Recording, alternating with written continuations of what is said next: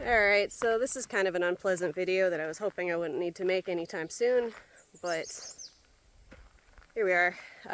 One of the realities of keeping livestock is that sometimes they die, and that's what we're dealing with today. So here's your disclaimer. I will be showing the body. I'm not 100% sure how long it's been there, but I mean, certainly may have been since sometime yesterday. Not 100% sure, but wouldn't have been any longer than that.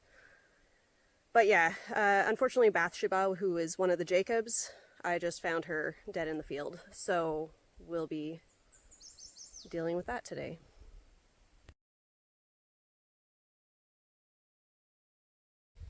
Alright, so this is the part you're going to want to look away if you're squeamish, because I'm about to show the animal. But before I do that, I will say the cause of death is not clear. I'm pretty confident it was not a predation.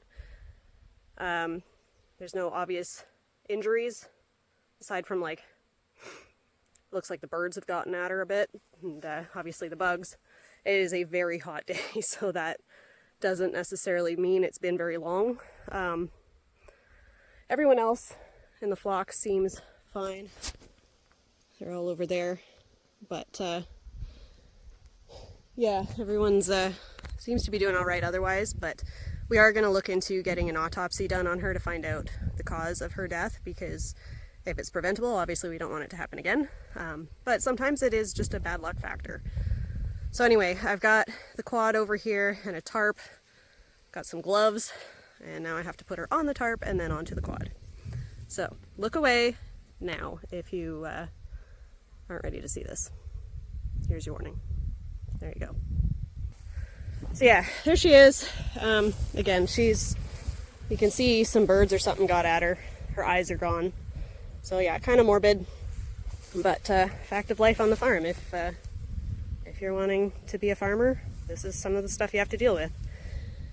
Thankfully, everyone else seems okay so far, but yeah, we're definitely going to be getting an autopsy done to find out what the problem is. So when you have to deal with that, it's you have to go through a vet and call and ask to find out how much that costs.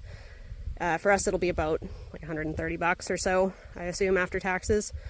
So it's not super expensive, and I think in a case like this where you really don't know what the cause of death is, it's worth it to keep the rest of your animals healthy. So anyway, that's how we'll be disposing of her as well. If you decide not to do that, there's other ways to dispose of animals. You can burn them, you can bury them, but generally speaking, just leaving them lying around somewhere is not best practice, as it attracts not only predators, but also can lead to further disease if you just leave the body. So definitely has to be dealt with, and based on experience, sooner the better. So here we go. Okay, so not pretty, but we got her out of there. I don't have the truck right now, and I'm not putting her in my car right now, so we'll have to take her to the vet later. But we'll keep you updated on what the cause of death is. Still have to drag it the rest of the way back away from these animals. But yeah, sad day on the farm. Obviously not what you want, but this is reality. If you're gonna have livestock, you're gonna have to deal with death. And it is not pretty, and it does not smell nice, and it is not fun to deal with. But the rest of it, hopefully, outweighs the bad. Lots of beautiful lambs this year, so we gotta remember the good. Anyway, thanks for watching. I know it's kind of a hard video to like, but it does help with the YouTube algorithm. Subscribe, comment. If you have any idea what the cause of death is just by looking at it, I'd love to hear your thoughts. But yeah, thanks so much for watching, and we'll see you next time. Alright, so I wanted to give a little update. So I know I already signed off on YouTube, but I wanted to let you know what was going on. So I brought the carcass to the vet to do a post-mortem to find out what had caused the death. And they called a little while ago and said it was one of two things. So either Clostridium, which is something you can vaccinate against, which I have a video of me vaccinating those sheep. So I didn't do the second one. I didn't do the second booster vaccine, but she did for sure have the first one. So I don't know, maybe that's possible, but regardless, I need to make sure the other ones are vaccinated fully so that we don't have an issue with that. Sorry, I'm getting attacked by bugs. And but she thought the more likely cause is pneumonia, which it happens.